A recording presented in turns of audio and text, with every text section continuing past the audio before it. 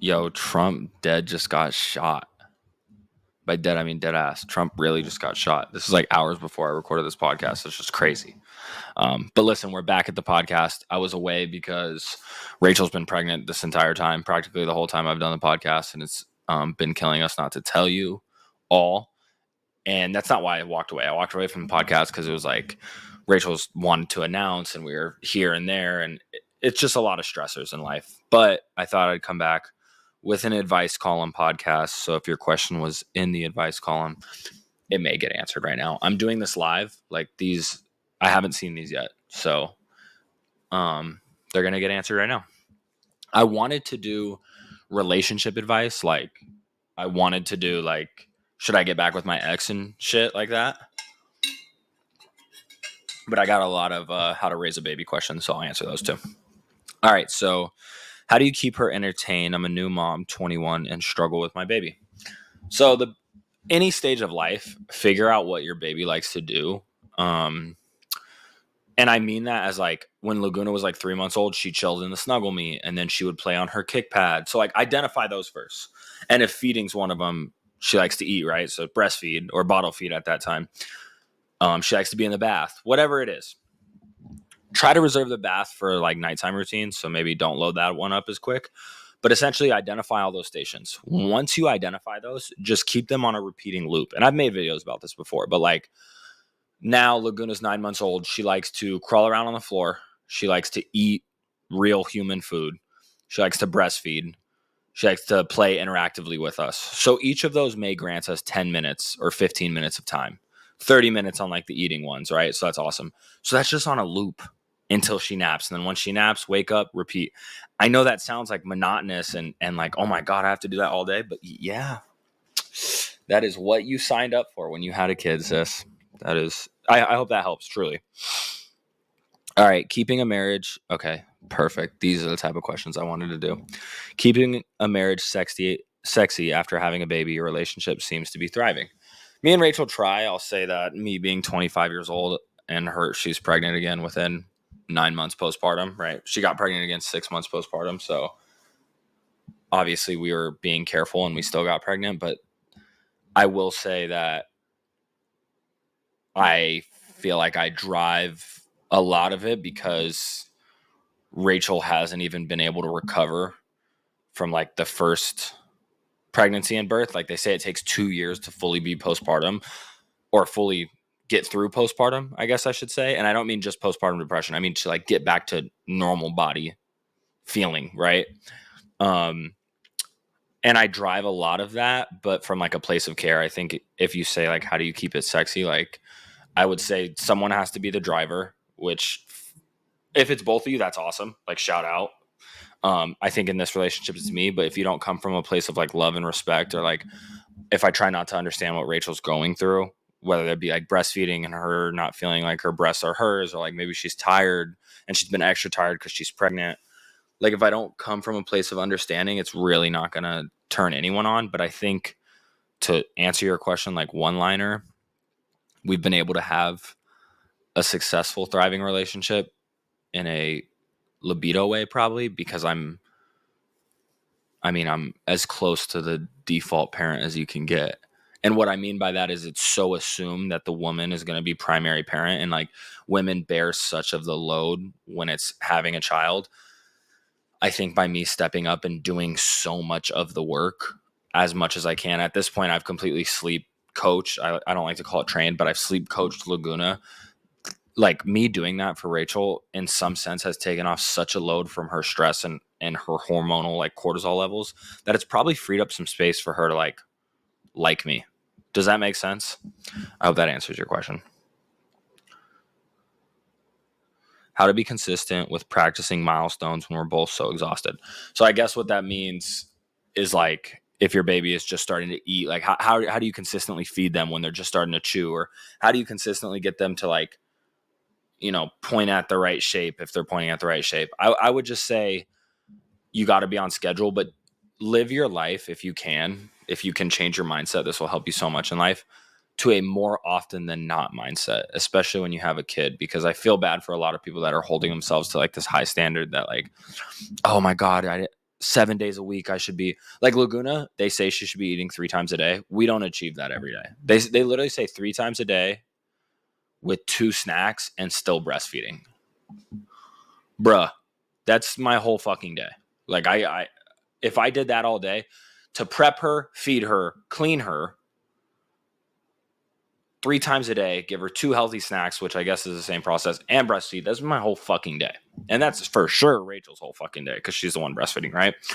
And so you got to transition to a more often than not mindset. I got to say, if I can achieve that 4 days a week, if you break it down weekly, awesome. If I can achieve that 15 days out of the month, I guess that breaks even. 16 days out of the month, awesome.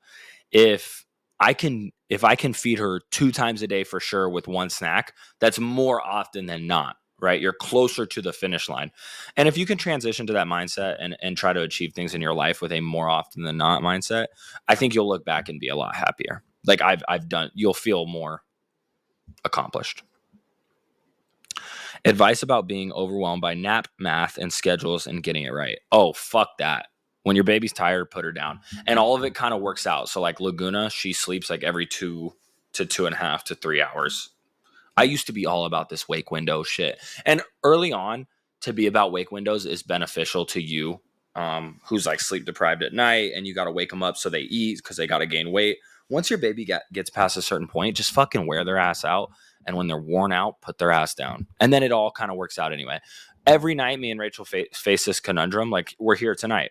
It's 5:14. Her bedtime's not till 7, but she woke up at 3. What the fuck are we going to do? Because if we wait 2 hours and put her down at 5, she's going to sleep till 6. And then she's going to wake up, not be tired at 7. No. So we just keep her ass up. We're like, you're staying up for 4 hours. We feed her. We're miserable for a little bit. It works out. But if you're overwhelmed about nap schedule, just look nap schedule in the face and say, like, take your power back. Fuck nap schedule then.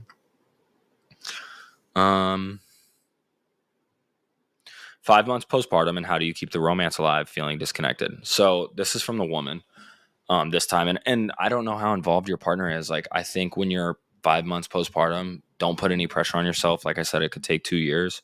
But I think if they're not, like, by me being so involved, it's probably expedited the rate at which Rachel could work through some emotions and stuff, or like how she feels, or allowed her to feel like, oh my God, I want that man. That man's taking care of my baby. I want him.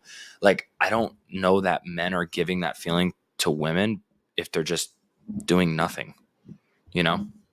So my biggest piece of advice, if you're feeling disconnected, is don't look. Okay, you said you're the one feeling disconnected. Don't try to look in the area of sex to feel reconnected. Are they not pulling their weight around the house? Are they not bearing their load of childcare? Are they not, being sweet to you all day and they're stressed out all the time? Like, all of those things can make you feel not horny for them, and it has nothing to do with sex. And also be easy on yourself. 5 months postpartum, like, you just got through this. How do you prioritize yourself while taking care of your girlfriend and kid? Do you experience burnout? Yes, I don't prioritize myself. I'm starting to notice more and more that the way that I care for Laguna and Rachel is like starting to really affect my mental health. I don't want to get in like some crazy ass. Like, when I found out Rachel was pregnant again with the second baby, I took a dark turn, because I'm like, I just don't know. I don't know how I'm going to do it. Because I already, like, if I have 100% love, I love Laguna 50%, and I love Rachel. This is not a real thing. I'm just saying, like, say I had 100% love. I pour half of it into Rachel and I pour half of it into Laguna as much as I can. Add another baby, 33, 33, 33. But notice I'm never really saying like none of it's really coming back to me. Like, I wanted to run a marathon and I have one booked at the end of this month in July. And I was just telling Rachel today, I think I can't go because I don't know if I have the money, because my money's going to family man responsibilities and I'm the sole provider in the house. And it's hard, dude. I hate to get emotional, but trying to answer that question, I'm like, I don't really prioritize myself.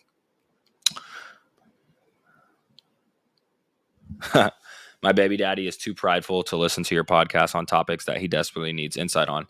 Yeah, I think that men and women, but mostly men, they experience this internal battle of ego, right? And ego is ego's a relationship killer. My old boss used to say ego is a relationship killer. And he was so right, because if you can't bring yourself down and like realize what your own self-image of yourself is doing to your own life, man, you got to like separate. Your boyfriend or baby daddy or whoever needs to like balloon up, parachute out, become omnipresent and look at themselves and realize like, wait, in order to make this girl happy, she wants me to get better at these tasks. I can get better by potentially listening to this man's podcast. And it's not hurting me at all to do any of that. It's actually making everything better. But in a man's brain, most of the time, it's like, what the fuck? You want me to listen to some dude because you don't like me enough? Like, go be with him. It sucks because it's like, they got to understand that. Yeah. I would say just instead of urging him to listen to the podcast or urging him to get better in areas, challenge him to read a book about emotional intelligence. And that may lead to him saying, damn, now I'm open to listening to this dude's podcast. Like, that would, like, I didn't realize I had to grow in those areas.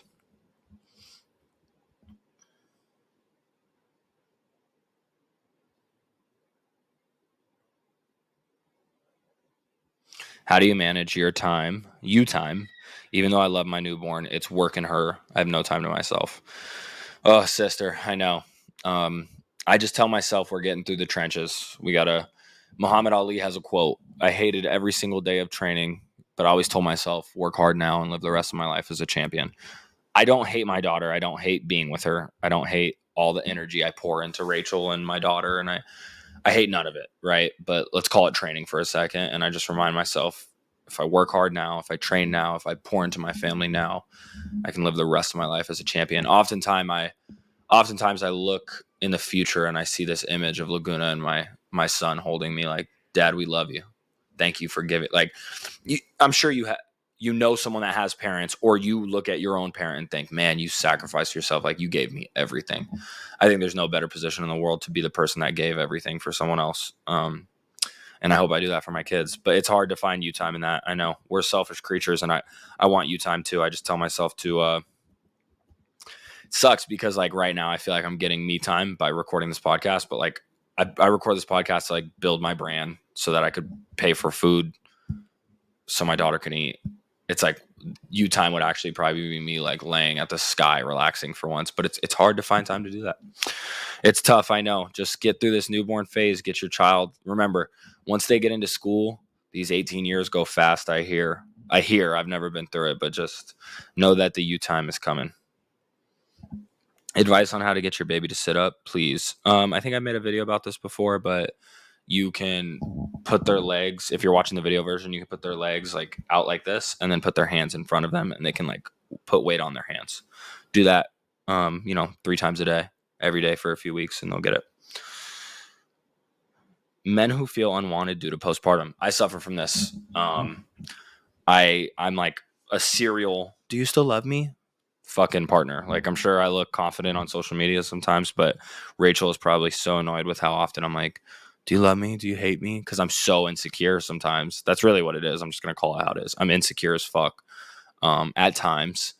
And I have breaks where I'm like, I need to feel love. And she tries to explain to me like, bro, I'm just like, sorry, I didn't mean to be not loving to you. I'm just going through a lot. And now Rachel's postpartum, breastfeeding, and pregnant. And yeah, I mean, I just got to tell your man to find security in himself. Get him a hobby. What does he like to do? Feel good about himself. For me, I'm like trying to grow my brand, and that makes me feel better about myself. I want to get in the gym more. That would make me feel better about myself. I don't, but I want to more. And just allow him to hype himself up. I'll say one thing that Rachel allows me to do is, sometimes after a really accomplished moment, like I might record this podcast and walk out there and be like, damn, I did a good podcast. Like, I'll say that. She doesn't tear me down like, oh my God, you're so narcissistic or anything. She doesn't tear me down. She's like, good, babe. And so if they have moments, even if your man has a moment like that, I mean, I don't think we should be playing video games as fathers, but if he fucking plays a video game and says it was a good night on the video game, let him gloat is what I'm saying. And just remind him you're postpartum in a educational way. Don't shame him. Don't be like, oh my God, you don't understand. Like he doesn't understand. That's the point. So try not to shame him. Do your best. and just try to remind them like it's not you. I got to work through some things, and I need you to be there to support me. And support right now doesn't look like physical connection. Support looks like hearing me out or helping with the baby or whatever. Managing grief in a relationship where the other person doesn't understand but is sympathetic. I lost my brother. My brother passed away in 2015. He was my older brother. He was 18 when he passed away, and I was 16. So huge grief moment. It's changed my entire life. Laguna is named after the beach my brother passed away at. Like, this is obviously a massive life change for me. It's altered the course of my life in every way. Rachel has never experienced grief quite that close to home. I won't invalidate the grief she has experienced through grandparents, but she's never really experienced that grief close to home. And I'll say that she's supportive. I think that you literally said that. Managing. Oh, okay. They put more. Managing grief in a relationship where the other person doesn't understand but is sympathetic. Like, the person loves me and wants me to be better but doesn't get it. Can you help? I feel like I don't know how to manage my grief and be present for my man some days. Yeah, I mean, is he creating space for you is the question. Like, when I tell Rachel, like, hey, like, I just need a moment, like, this is heavy on my heart today. She remember this, they're in a tough spot too. I feel like this is my journal. I feel like this is the greatest podcast ever. We're just like talking. I wish all of you were here and we could just talk in a big circle together. But remember this, that the second worst position to be in than the person grieving is the person closest to the person grieving. It might even be like, I feel so bad for my friends the year that my brother passed away. My girlfriend at the time, I was 16. My little high school girlfriend who I thought I loved more than anything. Shout out to her, because I broke up with her immediately. I flipped my whole life upside down. Like, I put that girl through hell. But I had just lost my brother. Remember that they're going through the second worst position by being with you. And so ask yourself, do they create space? And if they don't create space, you can't require that person to be exactly what you need. They're never going to fulfill what you need because you're obviously grieving. And so for me, it's helpful when I tell Rachel, like, yo, I'm just having a day. And she's positive. Like, that's what I tell her. I'm like, yo, if you could just be as positive as possible, even if I'm like dragging you down, just try to keep it upbeat. And Rachel does her best to do that. And I can't ask for anything more. When I come back down to earth and I come back down to center, a day later, hours later, I'm like, yo, thank God you were like that, and not like taking it personal. So yeah, just tell your partner what you need them to be while you're on earth, right? And then once you start to grieve and get up there into outer space, because we all know how that feels, hopefully they can play the part that you needed them to play. All right. Grandparents trying to overstep. I have a podcast about this, but you need to set up a feedback culture in your relationships and set up a boundary culture in your relationships. And like, what that looks like is like, even this weekend, my aunt met my daughter for the first time, and she said something, or someone said something, and I was like, don't say that. Recently there was a little kid that kissed Laguna's hand, and I was like, don't kiss her. And I told the parent, like, yo, no offense, I don't want you need to set that up, because if there's grandparents trying to overstep, if you're just forward one time, like, once I said it that one time and addressed it that one time, there was no other issue in any other area. But when you let these things kind of nick away at you, and passive aggressively and microaggressions, right? They come at you and blah, blah, blah, yada, yada, yada. When you do finally blow up, or when you do finally have an opinion, you're going to look so fucking weird, right? So if you let this go on for 5, 6, 7, 8, 9 visits, and then on the 10th visit, you're like, yo, don't fucking do that. Or like, hey, I don't like when you, whatever. They're going to be like, whoa, where did this come from? But it's because you haven't set up that culture in that relationship yet. So you need to set up. Everyone around me knows Ricky is just going to tell you how it is. Like that, they're like, oh, he ain't scared to speak up. Ricky's not scared to say it. And because I've set that culture up, or that expectation with everybody, like, yeah, sure, it gets me a bad rap sometimes, and people think I'm confrontational and yada, yada, yada. And I got to live with all that. But guess what? There's no surprises when I say, hey, don't fucking do that. Like, no one's like, oh my God, where did that come from? They're just like, oh, all right, Ricky says not to do that, so I won't. How to deal with the fact that kids grow. Literally, I don't know. I want to die every time I realize Laguna's growing up. I get it. This kid commented, talk for 45 minutes every time. so it lasts the whole gym session. I'm sorry, bro. This one's gonna be short too, but I love you for listening to me at the gym. How to deal with single parenting. I had a single mom, and here's what I'll say about single parenting briefly, because I'm not a single parent. Rachel is amazing, and I'm not a single parent. Although I try to make myself a single parent, and what I mean by please don't take that out of context. What I mean is I try to do so much, be the most involved parent I can be, that it feels like I'm doing it alone. Because I'm with a good partner, I never actually feel that way. But my advice to men is, like, try to be a fucking single dad. Like, that's how hard I want you working for your kids, is that you feel like a single dad. And if you're with the right person, you'll never feel that way. So that's my spiel on that. But anyway, to answer your question, how to deal with single parenting, this is what I would tell you, because I had a single mom. Understand that to your child, you are going to be the greatest. Like, if you really give it your all, and you're a good single parent, because you could be a single parent that's, like, abusive still and damaged and yada, yada, yada. Here's what I want to remind you of, and I want to give you a pat on your back. That kid will never, like, I look at my mom and I'm like, you are dead ass Wonder Woman. You saved my fucking life. Thank you. You were the most influential. I give my mom Father's Day cards, Mother's Day cards. On Father's Day, I give her presents, because I'm so unbelievably grateful what that woman has given for me. And so my only note to you is just know that your child will grow up. It took me maybe into my early 20s to be like, holy fuck, you laid it all down for me. Like, my mom is practically Jesus Christ. I don't say that to offend anyone, but she literally gave herself in every capacity to be the parent that I needed. So just know that your child will appreciate you. How do you navigate grief while looking after your children? Man, sometimes I just cry to myself, and I look at Laguna and I just say, thank you for saving my life. How to deal with weaponized incompetence as a partner. Weaponized incompetence. Am I saying weaponized incompetence? Yeah, I'm saying that right. Man, this is, like, I'm so glad that this is a new topic that everybody's talking about, because it brings awareness, right? And anytime we can bring awareness to a topic, that means change is on the horizon. And so what I want you, if you don't know what weaponized incompetence is, let me put it in perspective. Has anyone ever made a joke where it's like, I've heard this joke before, way early back in the days. Like, if your kids said this to me in school, if your mom asked you to do chores or vacuum, just do such a bad fucking job that she never asked you again. Or like, oh, my mom asked me to do the dishes and I did such a bad job, and she was like, watch out, and she finished it for me. That's weaponized incompetence. Notice how the jokes, or like the times people used it, was with adolescence, because if you're doing that as an adult, you're a fucking loser. I'm just going to tell you straight up, you're a fucking loser. Grow the fuck up. Because what I feel from weaponized incompetence is, one, you are literally not man or woman enough, or you don't have enough self-pride to simply tell someone, I don't want to fucking do that. Right? So, hey, I need you to do this. I don't want to fucking do that. You're such a fucking loser that you're going to go attempt to do it, but in a dumbass way, so that you can gain help and can manipulate the other person to doing it, which is, you're a fucking sicko and you're a loser. Sorry to attack you, but I have to keep it honest.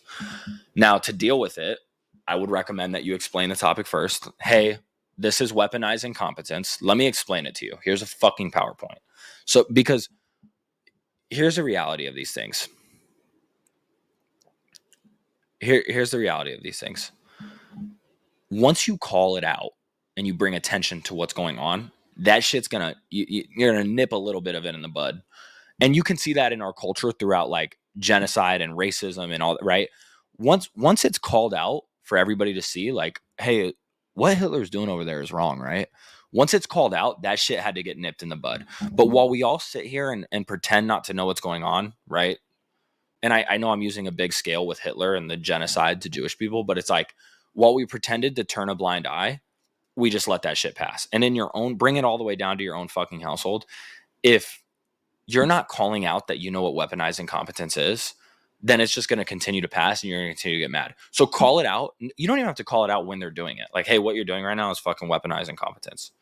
Like, that shit's lame. Stop. You could just call it out, like, broad dinner, right? Like, hey, I wanted to talk to you about something I saw on social media. It's called weaponized incompetence, or wherever you read about it. I read about it in fucking Webster's dictionary. I don't give a fuck where you gathered your information from. Hey, this is what it is. I feel like this occurs in our relationship. I don't have an example right now, so like don't attack me. I'm just letting you know that I know what this is. And if it happens again, like I'm gonna say something. Because now you've first of all, you've probably nipped a lot of it. Because the next time your partner goes to be incompetent on purpose to get you to do something and manipulate you, they're gonna be like, oh shit, that person's on to me. Is that feeling you want to give them? That person's on to me. So call that shit out. And then from there, I would just call that shit out every time it happens. And then weaponize incompetence is make them feel like a fucking loser. And they should stop because they are a fucking loser. Fears of not being able to financially provide enough. Ugh, I know.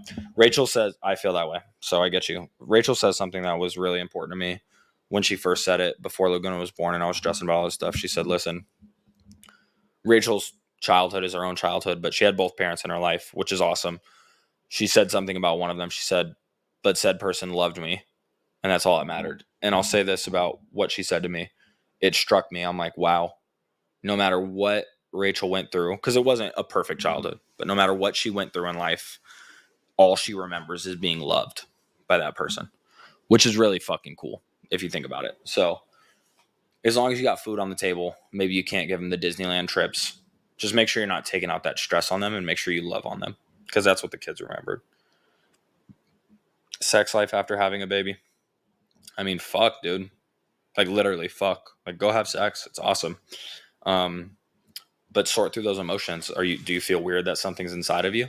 Do you, as the man, do you feel like you're hurting your girl? Like you guys got to sort through those, talk about those things. And let me bring it all back to this again. Is your partner turning you on outside of sexual things, right? Like maybe they give great head and that always gets you turned on and that's great. But now that you have a kid, it's kind of funny. You'll see like what's going to turn you on is them caring for the child. So maybe give them feedback on that.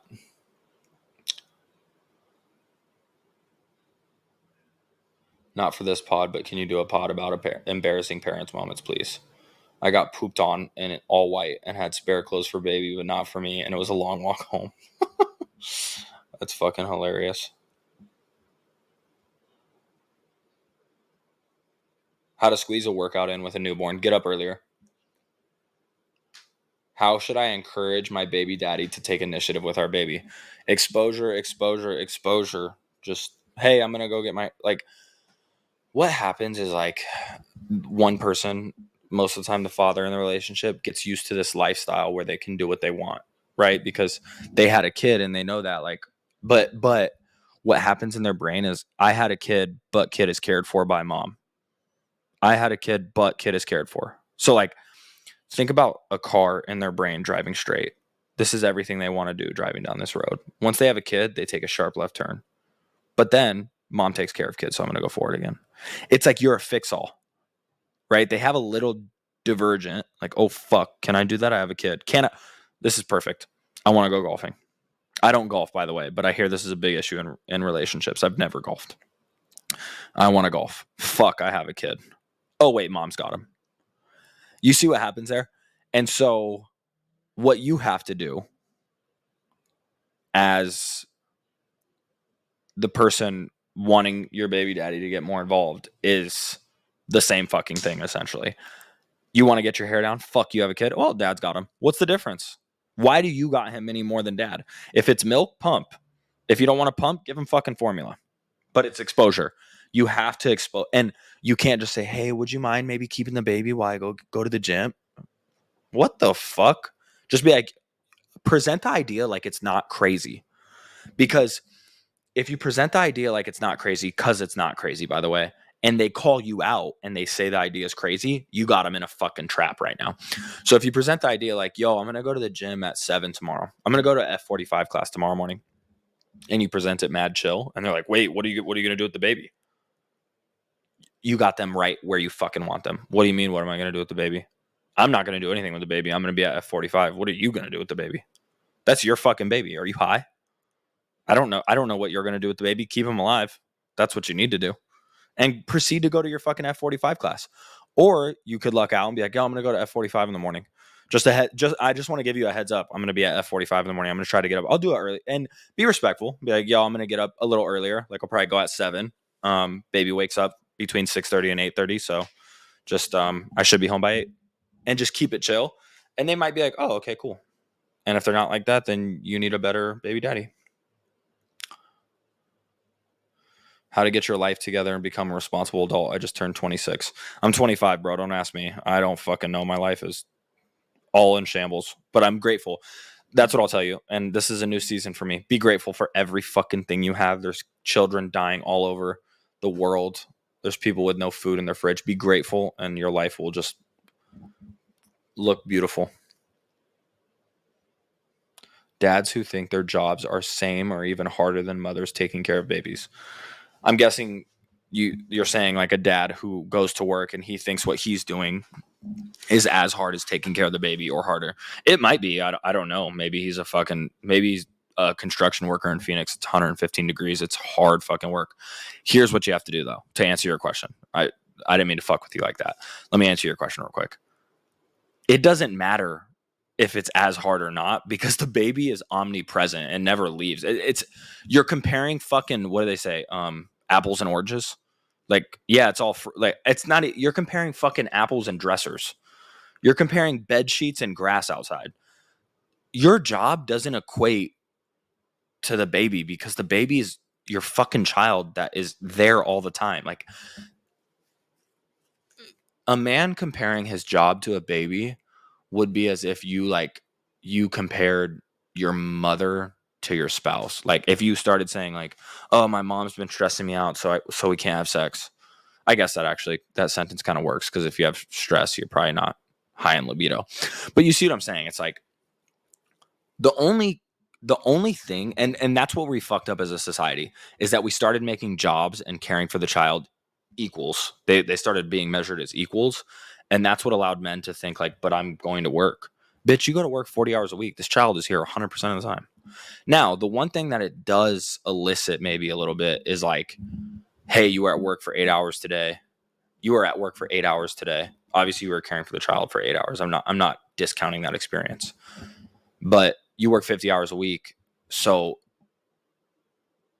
say while you're home watching the child, if child takes nap and you get to take nap, right? I'm not saying what you're doing doesn't deserve a nap. Like, I'm literally the first advocate for stay-at-home parenting. I'm home 5 days a week. I get it. Maybe there's some sort of rest time you can give your husband. And by that, like, we call it decomposure time in my house. Let me explain this before you guys think I'm a fucking misogynist. What I mean is, like, when I get home from work, I tell Rachel it's easier for me to decompress with Laguna than it is to decompress with you and Laguna. Nothing against Rachel. It's just Laguna doesn't actually talk. She just babbles. And so, like, it's easier for me to decompress. But Rachel needs to decompress from momming all day, right? So what we do when I get home from work is I grab Laguna or something if Rachel like needs that decompression time. And I just go in the nursery with Laguna, go outside or whatever. Because I can decompress though with seeing my baby because she makes me so happy. And I'm like, oh, yay, decompressing. And Rachel gets to walk away from momming. And then we can come back together. And then it's just about like respect, right? So like after we come back together for that hour, I might be like, hey, Rachel, I'm going to put her down tonight. Do you mind if I sit down for like 5 minutes? Because I do moving jobs, right? So it's hot as fuck outside. I need to rest. Sometimes when my work clothes that I've been sweating really bad, I'm like, yo, you mind if I just sit real quick for like 5 minutes? And that doesn't mean without the baby. It just means like, do you mind if I sit? And like maybe she wanted me to do the dishes or wipe down the counters. And Rachel never asked me to do that shit. But maybe that's what it looks like in your relationship.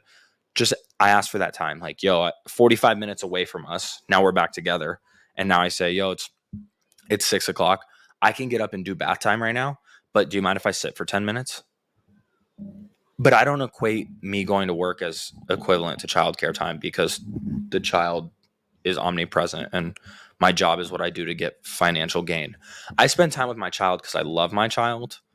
And I parent because I'm a fucking parent and I go to work to get money. None of those things correlate for me. So I feel bad for the people that are in relationships like that, but just explain to them like that those things don't equal. But yeah. Okay, so this was advice column. Let me know if you guys want to do this again. I had so much fun doing this. I hope that we all have a moment of friendship again later. Woo! I love you guys.